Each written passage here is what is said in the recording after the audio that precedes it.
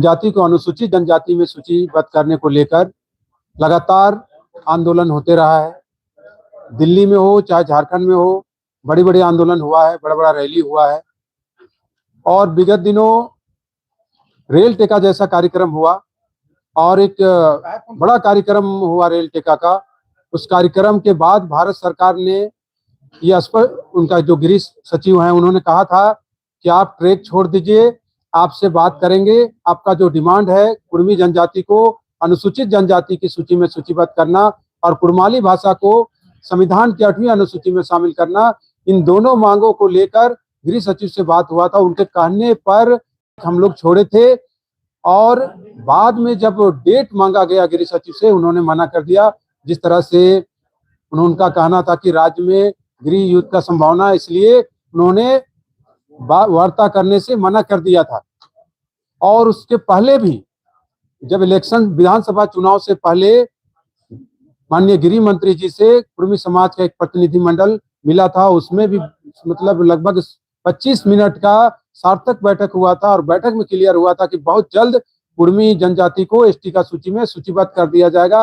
यहाँ तक भी बात हुई थी कि कुर्माली भाषा को इलेक्शन से पहले 8वीं अनुसूची में शामिल कर दिया जाएगा और उसके इलेक्शन के 6 महीना बाद कुर्मी को एसटी का सूची में सूचीबद्ध कर लिया जाएगा। ये बात हुई थी। उस बैठक में असम के मुख्यमंत्री माननीय हेमंत बिस्व शर्मा जी भी शामिल थे और कुर्मी समाज के लगभग 21 सामाजिक संगठनों के अध्यक्ष सब शामिल हुए थे और बहुत सारे गणमान्य लोग भी थे। उसमें स्पष्ट कहा गया था कि कुर्मी को बहुत जल्द एसटी का सूची में शामिल करेंगे, लेकिन उसके बाद भी धोखा हुआ और धोखा के बाद रेल टेका किया गया था। रेल टेका में भी धोखा दिया गया रेल ट्रैक से उठाकर।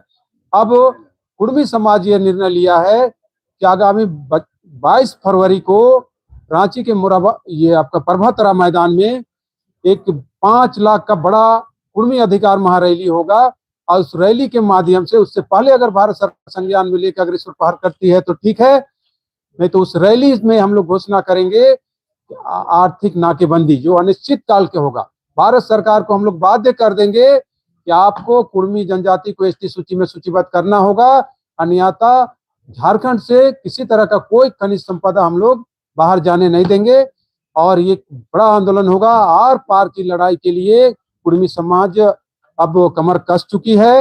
अब गांव-गांव में तैयारी चल रहा है इस रैली को लेके, गांव-गांव में बैठक हो रहा है, गांव-गांव में प्रत्येक घर सहयोग कर रहा है और सभी गांव में गाड़ी का व्यवस्था किया जा रहा है कि बड़ा ताकत दिखाएंगे।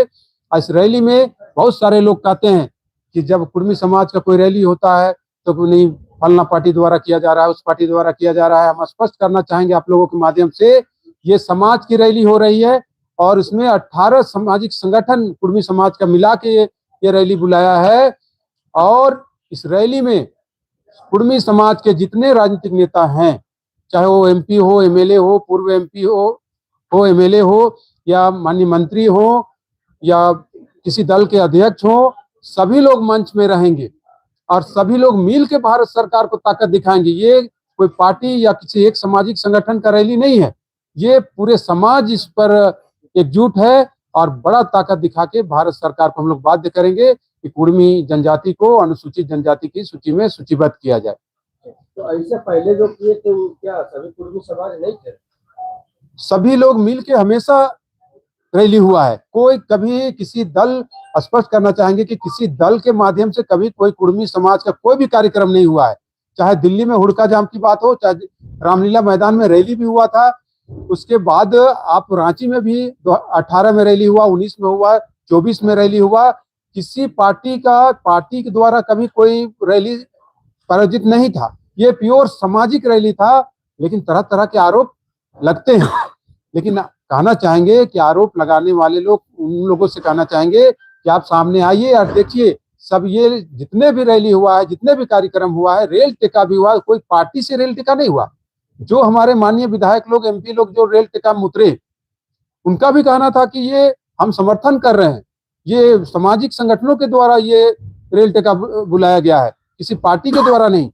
लेकिन तरह तरह की बातें सोशल मीडिया में आती है कि नहीं, अगर कोई सपोर्ट भी कर रहा है तो उनको ये थोप दिया जाता है कि नहीं उन्हीं के द्वारा ये आयोजन किया गया है। ऐसी बात नहीं है। जितने भी कुर्मी समाज का आंदोलन हुआ, रेल टिकाव हो, रैली हो, हुड़का जाम हो, जितने भी बड़ा बड़ा कार्यक्रम हुआ है, ये प्योर सामाजिक संगठन के द्वारा हुआ है। और सामाजिक संगठन को राजनीतिक से कोई लेना देना नहीं है। अपना समाज की उन्नति, अपना भलाई और कुर्मी जनजाति को एसटी सूची में शामिल करने के लेकर ये संगठन चलती है। वर्तमान सरकार में जो मंत्री विधायक है वो तो नहीं गए थे पिछली बार, में कहीं चेहरा नहीं दिखा था। रेल टिका में कुछ हमारे माननीय विधायक लोग उतरे थे, कुछ लोग नहीं उतरे थे, लेकिन समर्थन सबका था।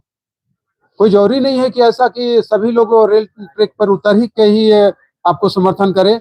उनका अपना समर्थन था, मौलिक समर्थन था। वो लोग आपको समर्थन किए हुए थे। हमसे सबसे बात हो रहा था। हमारे जो माननीय मंत्री हैं, जो सरकार में भी जो माननीय मंत्री हैं, चाहे विधायक हैं और जो विपक्ष में भी हैं, सभी लोगों से बात हो रही थी। और कुछ लोग उतरे, कुछ लोग नहीं उतरे, लेकिन सबका समर्थन था। शीतलोदार आपके द्वारा कहा गया था कि कुर्मियों को शामिल किए बिना पैसा एक लागू नहीं होगा, कहाँ पर कैबिनेट में पास हो गया, क्या इसका विरोध करें? देखिए, कुर्मी एक सशक्त जनजाति है और पेशा कानून जनजातियों के हक में है। इसलिए हमेशा हम लोगों ने फेवर में रहा कि पेशा कानून को सरकार सख्ती से लागू करे। लेकिन हमने कहा कि उसमें हमारी भी भागीदारी होनी चाहिए, इसलिए कि हम एक जनजाति हैं, सशक्त जनजाति हैं। हम एसटी का सूची में सूचीबद्ध नहीं है, इसका मतलब हम जनजाति नहीं है, ऐसी बात नहीं है। आदिवासी होना एक अलग बात है और एसटी सूची में सूचीबद्ध होना एक अलग बात है। लेकिन बहुत सारे बातों को लोग मिला के देखता है तो आदिवासी कह देने से एक बात में सबको समेट देता है। तो हम भी उसका समर्थन में है। लेकिन हमने सरकार से कहा था कि जो कुर्मी जनजातियों का जो अपना जो बाईसी प्रथा है, रूढ़ी प्रथा जो है, जो हमारा जो पूजा पद्धति है, जो हमारी जो जन्म से लेकर मृत्यु तक का जो संस्कार है, उसको भी उसमें ऐड किया जाए। लेकिन सरकार ने नहीं माना। और अभी तक सरकार यह कह के हमारा जो पूजा पद्धति, जो हमारा जो संस्कार है, रूढ़ी प्रथा, उसको नहीं शामिल किया कि आप एसटी सूची में सूचीबद्ध नहीं है। आप एक सशक्त जनजाति तो है, लेकिन एसटी सूची में सूचीबद्ध नहीं है, ये कह के नहीं माना। इसलिए हमने कहा था कि पहले हम एसटी में शामिल होंगे, उसके बाद पेशा कानून सख्ती से लागू होगा। लेकिन सरकार आनन फानन में हाईकोर्ट का हवाला देते हुए कैबिनेट से पास किया है। इसमें भी सरकार का विफलता है। सरकार को चाहिए था सर्वदलीय बैठक पहले बुलाए और सर्वदलीय बैठक बुला के सभी पार्टियों से राय लेना था। और ये पेशा कानून हमारी रूढ़ी परंपरा का बात है, गांव का बात है। इसलिए जितने भी जातियां हैं, सभी जाति का जो सामाजिक संगठन है, ऐसा नहीं कि कुर्मी जनजाति सिर्फ कर रहे हैं, हम उसके अलावे भी मुसलमान भी है, कोयरी भी है, तेली भी है, हरिजन भी है, उनके भी सामाजिक संगठन है। उनको भी बुला के सरकार को सबका सहमति लेके, आपसी विश्वास में सबको लेके और उसके बाद हाउस में लाना था। हाउस में लाके सर्वसम्मति से पास करा के तब इसको सामने लाना था। लेकिन सरकार सिर्फ राजनीति करना चाहती है इस मैटर पर।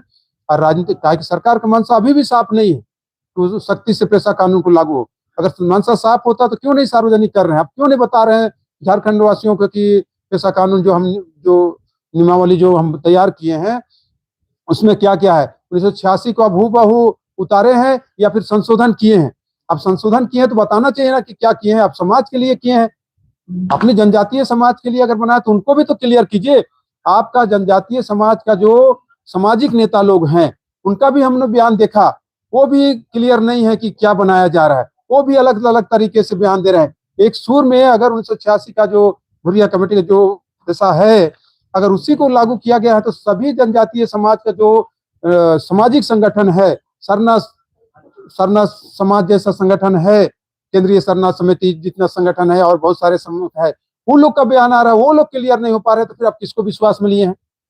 जो केंद्रीय सरना समिति का अध्यक्ष जो हैं उनको सरकार विश्वास में नहीं ले पाया है और कहते हैं जनजातीय फेवर में हम ला रहे हैं। तो क्या ला रहे हैं? आपको बताना होगा, सबको विश्वास में लेना होगा। कुर्मी जनजाति है, उसके जो सामाजिक अगुआ हैं उनको भी आपको विश्वास में लेना होगा। बताना पड़ेगा कि जिस गांव में 99% अगर गैर आदिवासी रहते हैं तो उस गांव में आप पेशा कानून को किस तरह से लागू कीजिएगा? आप किस तरह से जो ग्राम प्रधान जो होगा और ग्राम सभा जो होगा, सभा में तो मेंबर भी होंगे, तो आप सिर्फ जनजाति लोगों को मेंबर रखिएगा या फिर गैर जनजाति के लोग होंगे उनको भी मेंबर रखिएगा। अगर 95% अगर गैर जनजाति है और 5% अगर जनजाति हैं, ग्राम प्रधान अगर जनजाति से लेते हैं तो क्या सदस्य भी नहीं रहेंगे गैर जनजाति? इसको भी तो क्लियर करना होगा। अब ये सदस्य भी आप अगर नहीं रखते हैं जिस ग्राम सभा में, इसका मतलब बोलने का भी अधिकार आप छीन रहे हैं। ये नहीं होना चाहिए था। बोलने का अधिकार किसी को नहीं छीनना चाहिए। इसको राज्य सरकार को क्लियर करना चाहिए था और सबको विश्वास में लेके पेशा कानून को सख्ती से लागू करना चाहिए। अच्छा, पैसा अब तो ये लागू हो चुका है, अब आगे क्या करेंगे? अभी कैबिनेट में सिर्फ आया है, इसके बाद अभी बहुत प्रक्रिया बाकी है। अभी बहुत सारी बातें होगी, उसके बाद धरातल पर आएगा। तो हम लोग भी प्रयास कर रहे हैं कि इस पर एक सेमिनार बुला के सरकार को सुझाव दिया जाए कि सबको विश्वास में लेके इसको सख्ती से लागू किया जाए। अच्छा, प्रभात तारा मैदान में जो आपका रैली होगा वो शक्ति प्रदर्शन होगा या फिर पेशा कानून का विरोध होगा? नहीं, पेशा को लेकर रैली नहीं बुलाया जा रहा है।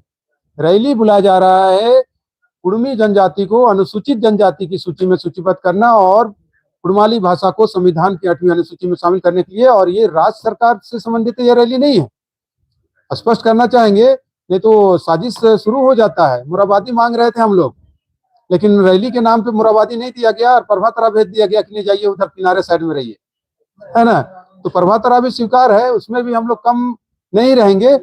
लेकिन ये योर कुड़मी को एसटी में शामिल करने का को लेके भारत सरकार के ऊपर ये रैली है। भारत सरकार जो बार बार जो वादा खिलाफी कर रही है उसके खिलाफ में ये रैली है और उसमें ताकत दिखाएंगे। और उस पर अगर संज्ञान में भारत सरकार नहीं लेगी तो आर्थिक नाकेबंदी का घोषणा होगा। वडार जी, एडिशन ब्लू में सबको बुला के मंतव्य लिया था सरकार पेशा कानून लागू करने से पहले, आप बोल रहे हैं कि नहीं पूछा? देखिए, किसी एक दो संगठन को बुला के अगर सरकार ये करती है, सरकार तो पहले सर्वदलीय बैठक बुलाना चाहिए था। सभी जितने राजनीतिक दल हैं राज्य में, कहा था हम सर्वदलीय बुलाए, कहाँ बुलाया गया था? कहाँ? अगर वैसा होता तो आज रघुवर दास जी का बयान सुने, देख लीजिए क्या बोल रहे हैं। तो सर्वदलीय बैठक अगर बुला के क्लियर किया जाता तो आज जो माननीय पूर्व मुख्यमंत्री रघुवर दास जी जो बयान दे रहे हैं या फिर और सामाजिक संगठन के लोग जो बयान दे रहे हैं तो बयान नहीं आता। वो तो पिटारा की बात कर रहे हैं, पिटारा अभी तक खुला नहीं है। अगर सर्वदलीय बैठक बुला के क्लियर किया जाता तो पिटारा की बात नहीं होता। रघुवर के समय भी की मांग थे, खुद नहीं किए अपना। बिल्कुल, वो खुद नहीं किए और उसके बाद भी गांव-गांव घूमे हैं।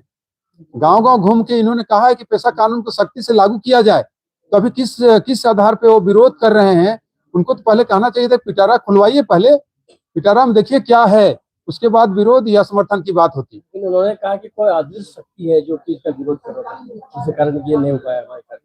कोई शक्ति नहीं है, आपका इच्छा शक्ति नहीं था। जिसका इच्छा शक्ति रहेगा वो करके दिखाएगा। कोई अदृश्य शक्ति नहीं है। वो आप मालिक थे झारखंड के, आप जो करना चाहते वो करते, लेकिन नहीं किए। आप जो कर रहे हैं उसको आप कह रहे हैं कि अदृश्य शक्ति है, ऐसी कोई बात नहीं है। पिटारा खुलेगा। पिटारा खुलने से पहले सरकार को हम कहना चाहेंगे कि आप सबको विश्वास में लीजिए और सख्ती से लागू कीजिए पेशा कानून। शीतलोदार, केंद्रीय अध्यक्ष, कुड़मी समाज।